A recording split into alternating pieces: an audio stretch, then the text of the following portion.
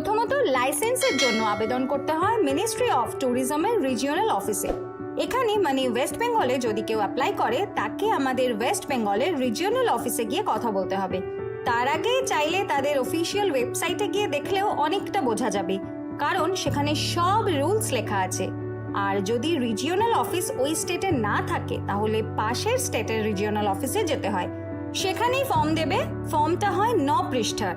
সেটার লাস্ট পেজে অর্থাৎ 9 নম্বর পেজে ফিল আপ করার জন্য একটা লিঙ্ক আর কিছু পিডিএফ থাকে। এই ফর্মের আর ওয়েবসাইটের লিঙ্ক আমি আই বাটনে দিয়ে দিচ্ছি, তুই লিঙ্কটা খুলে দেখলেই পুরোটা বুঝতে পারবি।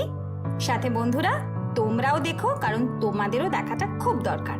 Coming to the point, basically প্রত্যেকটা হোমস্টে লোকেশনকে দুটো ভাগে ভাগ করে। প্রথমটা হলো গোল্ড ক্লাস আর সিলভার ক্লাস। গোল্ড ক্লাসে ফিজটা একটু বেশি লাগে। এরপর ওই রুলস অনুযায়ী ফর্ম ফিল আপ করে সেটাকে জমা দিতে হয়। আর